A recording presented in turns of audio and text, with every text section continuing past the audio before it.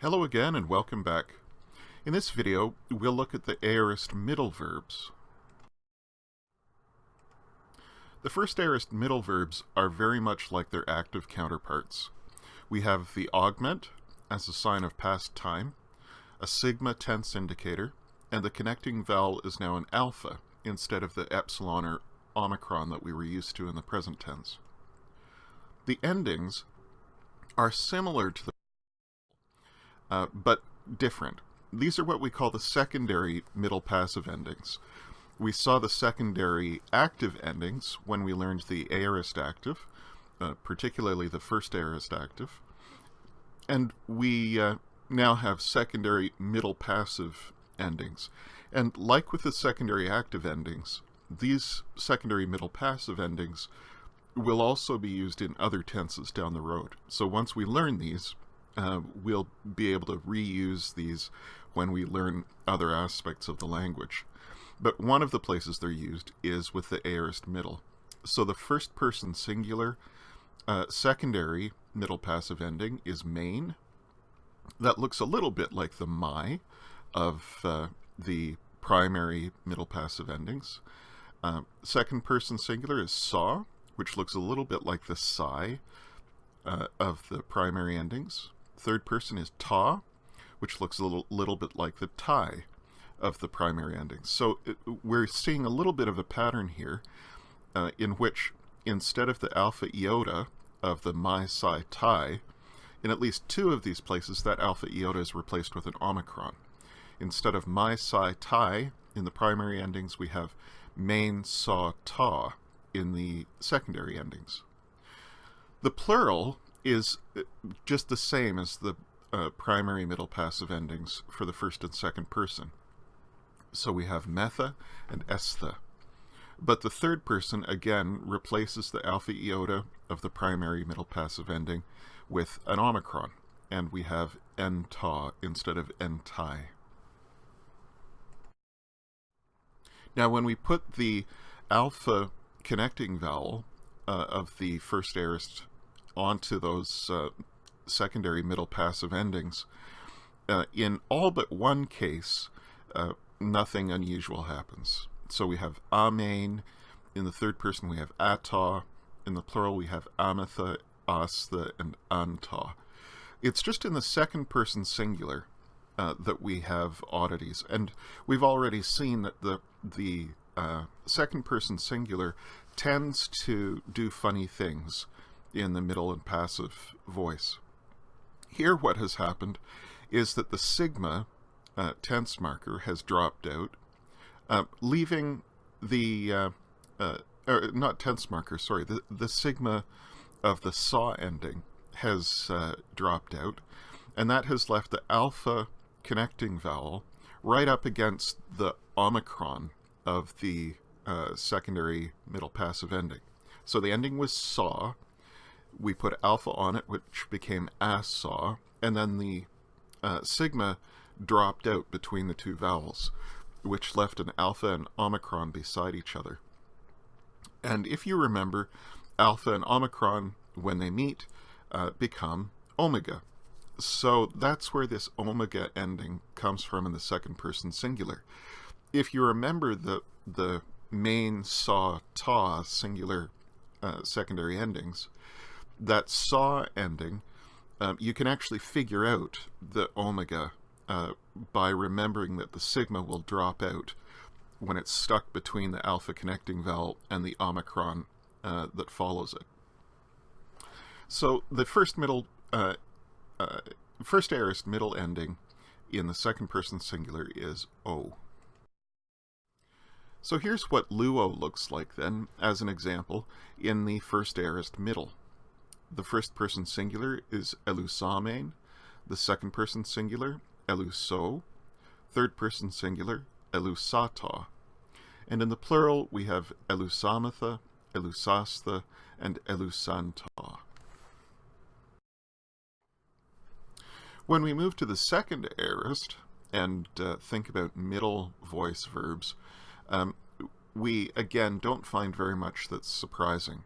The second aorist features continue into the middle voice. Like in the first aorist, we have an augment indicating the past time. We have stem change instead of the sigma tense indicator. And the connecting vowel, instead of alpha, is back to omicron or epsilon. And the endings here are identical to the first aorist middle, in the sense that we again are using the secondary middle passive endings. So what do those look like? Well, again, we have main, saw, ta, metha, estha, and ta. When we add on the omicron or epsilon, we have amen, u, eta, ometha, estha, onta. Now, why did we move from an O in the second person singular with first aorist middle to an U in the second aorist middle? Well, remember that the underlying ending is saw, sigma omicron. And we saw that the omega in the first aorist middle came when the alpha connecting vowel was stuck on the beginning of saw, the sigma dropped out, and the alpha was left beside an omicron. In the second person singular of the second aorist middle, something similar happens. Now it's an epsilon connecting vowel that's used in the second person.